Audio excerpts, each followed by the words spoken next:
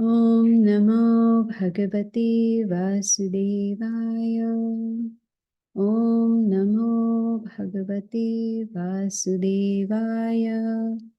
Om Namo Bhagavate Vasudevaya. We are continuing with Bhagavad Gita as it is, chapter number 3, text number 36. Arjuna Uvacha Atakena Prayukto Yam Papam Charati Purushaha Anichan Api Vashneya Balad Eva Niyojitaha. Translation and purport by Srila Prabhupada. Arjuna said, O descendant of Vrishni, by what is one impelled to sinful acts, even unwillingly, as if engaged by force? Purport.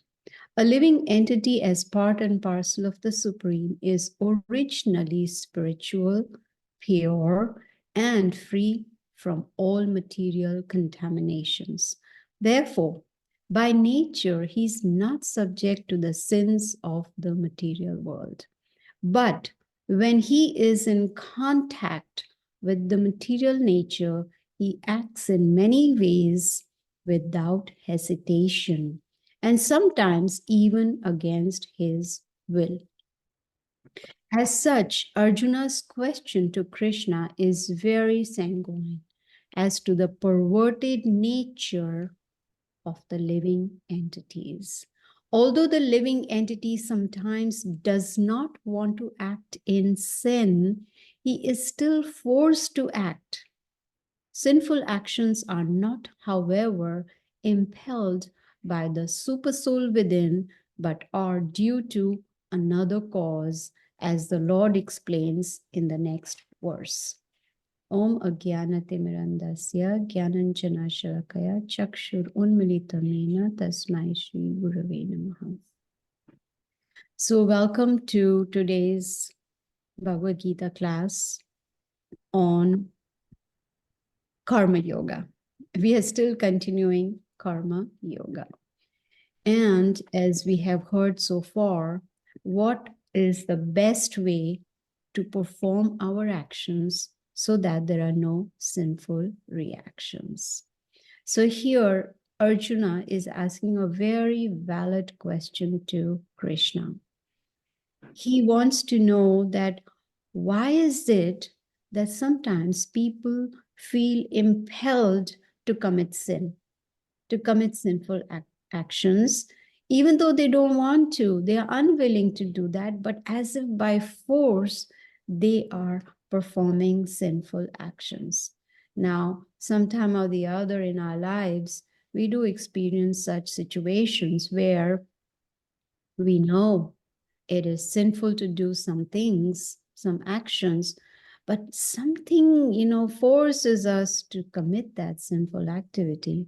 Now, the whole purpose of this chapter 3 of Bhagavad Gita is to teach us how to not commit any sinful activities, how to perform our activities in such a way so that there's neither good nor bad reaction. It just, in other words, lead a karma-free life, which is very, very important. Now, in the purport, Srila Prabhupada explains that we living entities, that means we, the spirit soul, we are originally pure. Why? Because we are spiritual. We are parts of the Supreme Lord. Like in the Bhagavad Gita, Krishna tells Arjuna, Mamaya Vamsha Jiva Loke, Jiva Bhuta Sanatana. Sanatana means eternal. So the living entity is eternal because it is part of the Supreme Lord who is eternal himself. So we being originally pure and spiritual, free from contamination, so we are not subject to the sins of the material world. But when we come into this material world and we get in contact with the material nature, then we start acting in sinful ways without hesitation. We don't even think twice. Why? Mostly is because of lack of knowledge. So, for instance, a person who wants to steal, is a thief. Is not yet a thief, but wants to steal. But if that person doesn't have knowledge that stealing is sinful, then there is a problem because there is no knowledge. And when there is no knowledge, that is a very dangerous situation. Very, very dangerous situation. Excuse me. So we got to be very careful and make sure that we are in knowledge so that we do not commit sinful activities. So what happens when this pure living entity, spiritual living entity, comes into the material world and gets in contact with material nature, gets very materialistic, and then that living entity starts performing sinful activities, even though against one's will, as if one is forcing one to sin. Now, important point to understand is, like we've heard from the Bhagavad Gita, that Krishna is within our hearts as a super soul, okay? As the Paramatma, we call him Paramatma. It is not the super soul that is impelling us to commit sins. We should be very careful. Sometimes people blame God. They say, oh, God asked me to do this, or God within my heart, showed me this sinful path. No, super soul has nothing to do with it. Now, the big question is, why is it, in answer to Arjuna's question, why is someone committing sins as if by force? Krishna answers it in the very next verse.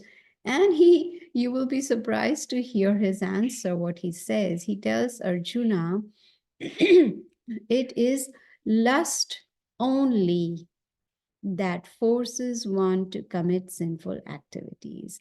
And this lust happens when one is in contact with mode of passion. You see, there are three modes: goodness, passion, and ignorance. But above these three modes is pure goodness. So when one is operating on the mode of passion, then the lust develops. And Krishna tells Arjuna that this lust, it transforms into wrath, which is the sinful enemy. You see, we originally being pure and spiritual, we are ones who like to love, right? Love Krishna, love the Supreme Lord. But in the material world, this love turns into lust. This is what happens in the material world. And when this lust is unsatisfied, now, important thing to understand is lust is not just something to do with the opposite sex. No, lust could be for power, lust for money, lust for fame, lust for position. Any kind of lust is the greatest enemy. This is what Krishna is saying. You see? Now, we as human beings, we are originally pure and spiritual. We are the spirit soul, as we've learned in chapter 2. So we have been given this material body to fulfill our desires. But along with this body, we have also got minute independence. That minute independence is given to us so we choose what we need to do, whether we use this minute independence or we misuse it to enjoy the senses. So this is up to us. We decide, we make the decision, we make the choice. You see, if the whole purpose of this human form of life is to learn how to love Krishna. And in the process, if the Lord wants, he can force us to love him, but that is not love. That is by force, right? Supposing I take a gun and put it on my husband's head and say, you better love me, otherwise I'm going to shoot you. He'd say, oh, yeah, yeah, yeah, I love you, I love you. But is that love? No, it's by force. I'm forcing. So similarly, The Lord doesn't force us to love him. He gives us that minute independence. And then we decide, do we want to become self-realized, or do I want to engage myself in sense enjoyment? You see, in this world, there are a lot of propensities that one wants to fulfill, right? So it's full of propensities. I want this and I want that, full of desires. When a person is baffled by all that is going on, baffled by trying to be happy, trying to be satisfied, and is unable to be satisfied. And that situation, Krishna says, a person tries to inquire, want to know, who am I? Why am I suffering? What am I doing in this material world? And where do I go from here after death? So that inquiry is the beginning of self-realization. It is a beginning of changing lust into love. You see, this is the beginning. That's how, of course, Krishna will continue to guide Arjuna for us on how to conquer this greatest enemy, which is called the lust. And Krishna, he has explained that when this lust is unsatisfied, it turns into wrath. So Krishna is indirectly asking Arjuna to engage his wrath on his enemies who are irreligious, to remove the burden of the earth. You see, our situation as spiritual beings, as the spirit soul, pure and original, we are like fire is covered up by smoke, right? So supposing something is about to, is burning, but still we don't see the fire, we just see the smoke, but there is fire inside. So fire is covered up by smoke. Just like there's a mirror and it is covered up with dust, just like the embryo which is covered up in the womb of the mother, right? So similarly, Krishna says, we living entities, we are covered up by different degrees of lust. And this lust, it covers up the pure consciousness that we have.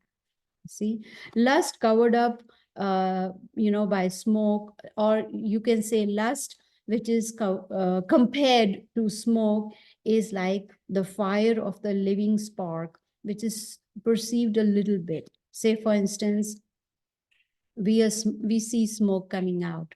So we know that there is fire under there, but it is covered right now.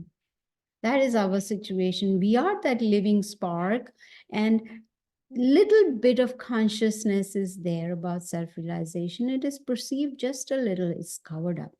But when we start putting Bhagavad Gita into practice, when we start performing devotional service, then we are like that fire which is covered up by smoke. And the dust which is covering the mirror is called the cleansing process, cleaning out. You see, if I want to see myself in the mirror, but if it is covered up with dust, I really cannot see myself. So all I need to do is remove that dust from the mirror. So that cleansing process is actually the mantra meditation. When we are chanting on a daily basis, we are cleansing the mirror of our heart. That is why I keep insisting on chanting every day, because that is cleansing the mirror of our heart. And then we will become self-realized. We'll be able to see ourselves very clearly, you see. And that cleansing will bring peace to our heart, and it will change lust into love for Krishna. Now, what about the analogy Krishna gives about the embryo which is covered up by the womb? That little baby, right? So that embryo is like a helpless position. It's like the child inside is unable to move, like the trees, they are unable to move, you see? So we need to understand our situation, in what position are we, and how we can come out of it. You see, as a human being, we can conquer lust by devotional service, but other living entities or different other species of life, like the aquatics, the animals and birds and all, they cannot conquer us because they don't have philosophical intelligence. They cannot understand the Bhagavad Gita. So it is not possible for them to put it into practice. So Krishna tells Arjuna in the very next verse that the pure consciousness that we have as pure spiritual beings gets covered up by lust, and it is never, never satisfied, and it burns like fire. How many of us have touched fire by mistake? It burns, it hurts. See, so similarly, when the lust is not satisfied, it burns like fire. And no amount of sense enjoyment is going to satisfy lust. We've been trying to enjoy for so many years, to hear this nice, to see this nice, to taste this nice, and so many other senses engaged in enjoying. Are we satisfied? Look at the example of children. You give them a brand new toy, they play, and then they throw it. They're done. They are not satisfied with it. They want another toy. The same is with us adults too. We want something new, something new material, and there is no satisfaction. Why? Because we have lust for these objects. And Krishna tells Arjuna that lust is a symbol of ignorance. Now, he has explained to us that lust is the greatest enemy. If we want to conquer our enemy, it's very important to know where do they live, right? That's important. If we don't know where they live, how will we conquer them? How will we fight against them? So Krishna gives the sitting places of lust. Where does lust sit in our body? He says the senses, the mind, and the intelligence are the sitting places of lust. This is where they sit. So when the lust is there, the real knowledge is covered up. And that is why people get bewildered. They don't know what to do, what not to do, because of lack of knowledge. So here, Krishna is so merciful, he is giving us a hint where to locate the enemy. Now we have noticed that the mind is the center of all activities, because it's in the mind that all the ideas come up, all the desires come up. It is called a reservoir of ideas, how to enjoy. If I buy this, then I'll be happy. If I get this girl or this boy, I will be happy. So these desires keep going on and on and on. We cannot stop the mind from desiring. That is not possible. Why? Because we are spirit souls, which is very active. We are active by nature. So we cannot stop desiring. Excuse me. But we can dovetail our desires. I've given this example many times, but I'll remind you again.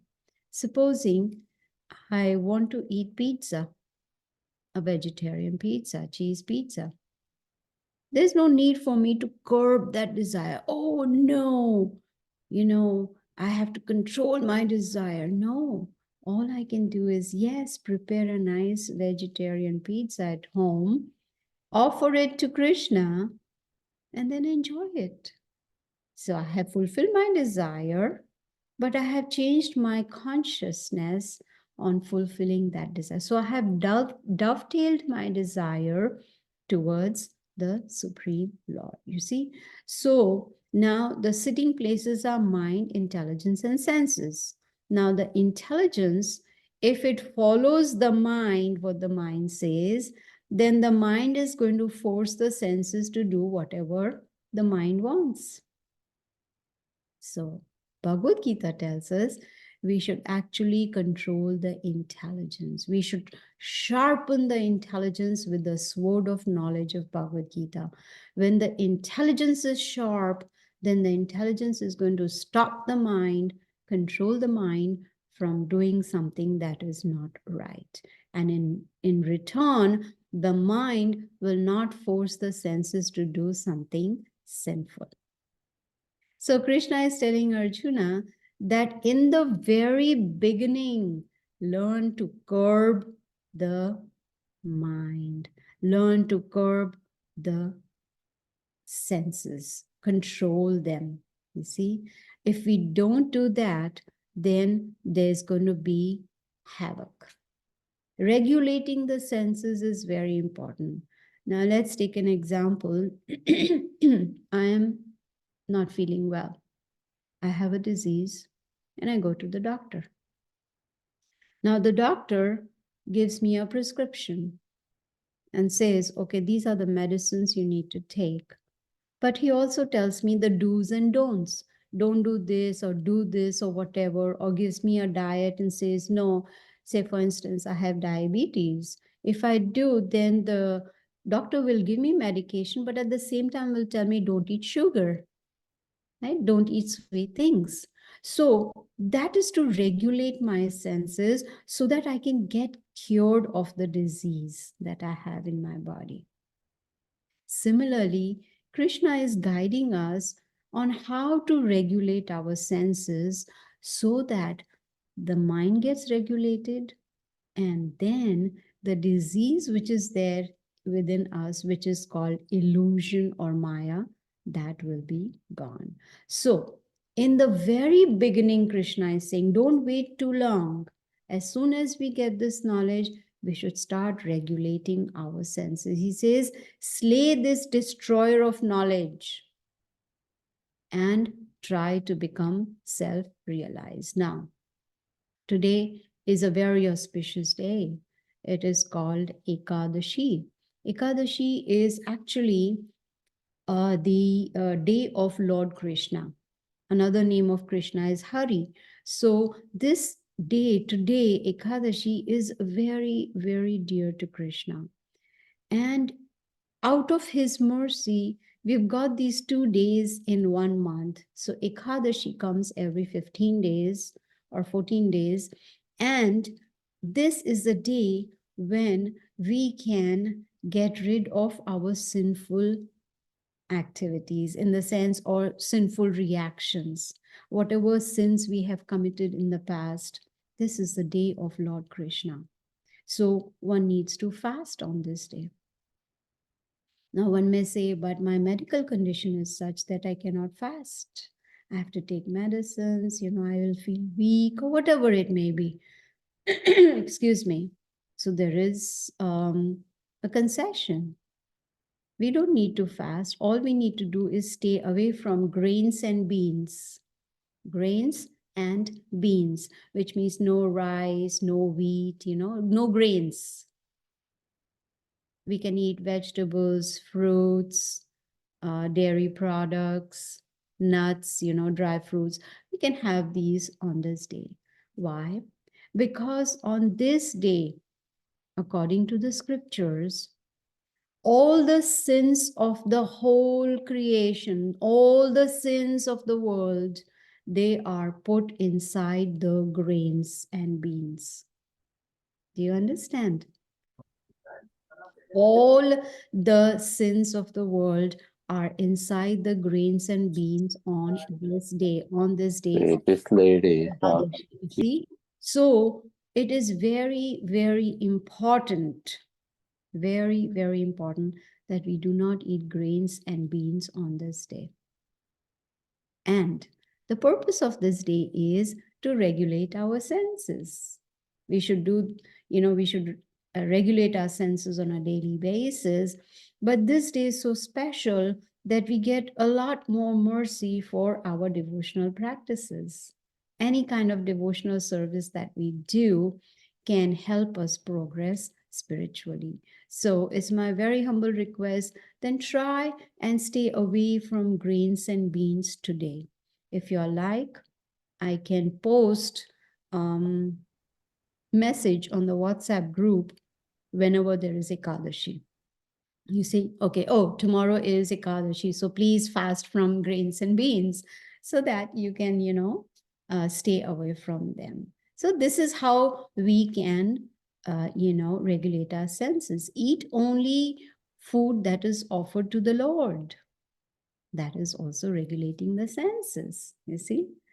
Because especially on this day, on Ekadashi day, if we eat grains and beans, it's very, very sinful. And guess what? The scientists have proved that if we give the digestive system a break every fortnight, which means don't eat grains and beans, which are very heavy to digest, it is very good for the body. Just give a break to the digestive system. Don't eat heavy food so that the digestive system can become more rejuvenated and more energetic. Just give a break to that. This is also proved scientifically. So you see, Bhagavad Gita is not a religious book. It is called Science of Self-Realization. It is a very scientific book that helps us to lead this human form of life. It's an owner's manual for us, you see. So on this day, especially on this day of Ekadashi, it's important to chant more, do more chanting and more reading. You see, the more we will do, the more benefit we will get.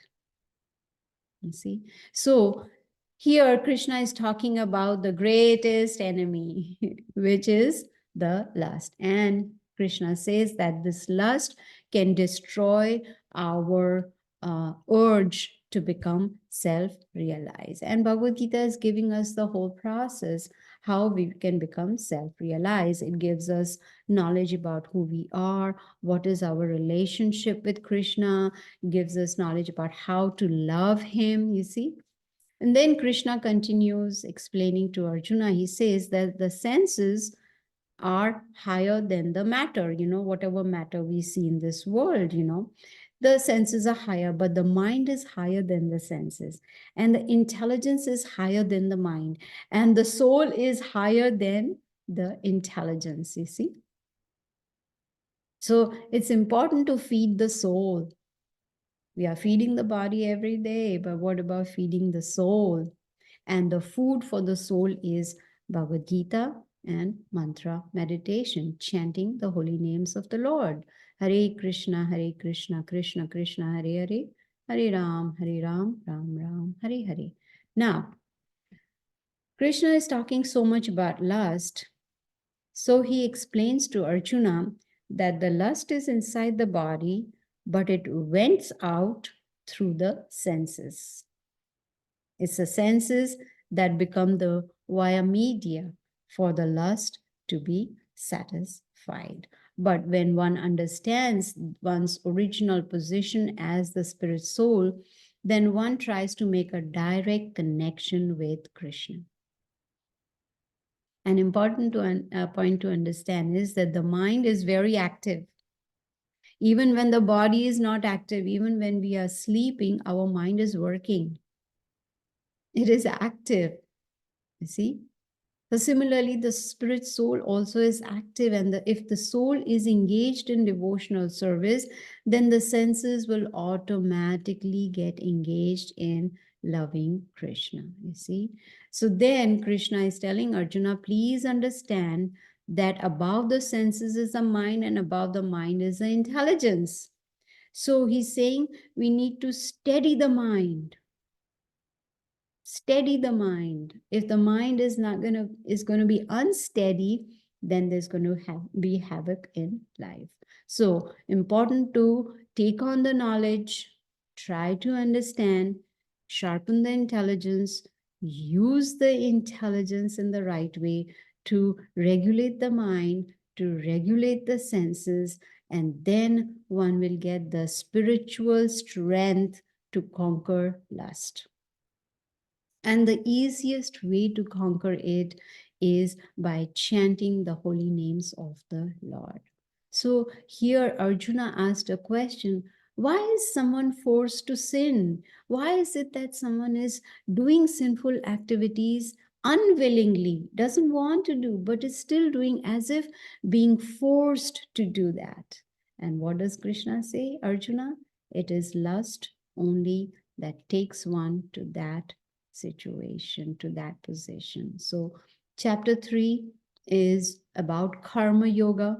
We will learn more about karma yoga in chapter number 5, where Krishna will give us more knowledge on how to perform our activities to lead a karma free life. And in this chapter, we also learned about practicing devotional service. Now, I have completed this chapter now, chapter number 3, where we have understood who we are, that we are the spirit soul, understood our position, which is being eternal servant of Krishna, and understood about karma yoga also. So what happens is, in this material world, we get influenced by so many desires, and that turns into lust, that I want it, and then we want to engage in enjoying the senses. But if we regulate our senses, then we will be able to control the mind, we'll be able to control the senses, and then we will be able to get a intelligence which is steady. Mind also will become steady, and mantra meditation is the best way to regulate the senses, because when we are chanting, we are engaging our tongue, we are engaging our ears, we are engaging our mind. So we are indirectly engaging the senses in turning our lust into love for Krishna. So, as always, we will meditate, we'll do mantra meditation for a few minutes. And my humble request is that please you also chant the holy names with me. And of course,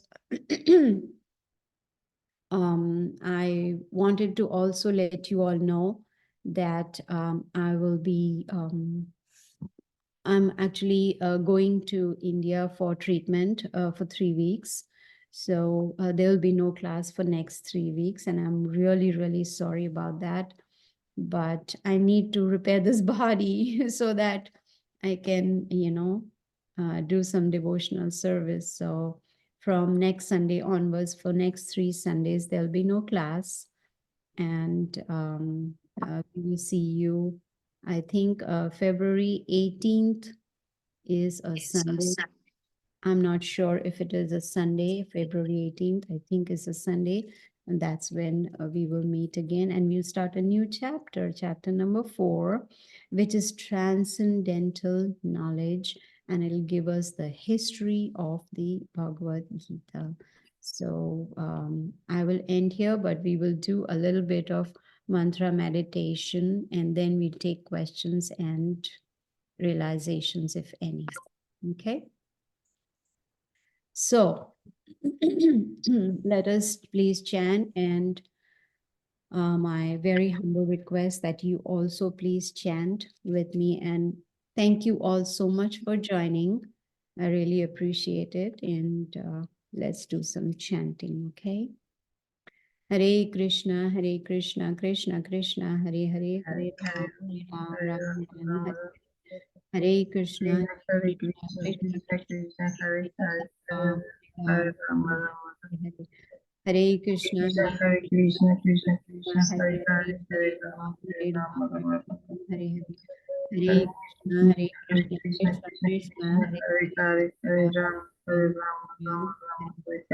Krishna, Krishna, Hare Hare Krishna, Krishna, Krishna Krishna Krishna, Krishna, Hare Hare Hare, Hare Rama, Hare Ram, Rama, Ram, Rama Rama, Hare Hare Hare Krishna, Hare Hare Krishna, Krishna, Krishna Krishna, Hare Hare, Hare Hare Ram. Rama, Hare Rama, Rama Rama, Hare Hare Hare Krishna, Hare Hare Krishna, Krishna, Krishna Krishna Krishna, Krishna, Hare Hare Hare, Hare, Ram, Hare Hare Rama, Ram, Hare Ram Rama, Ram. Rama Rama, Hare Hare. Hare Hare Krishna,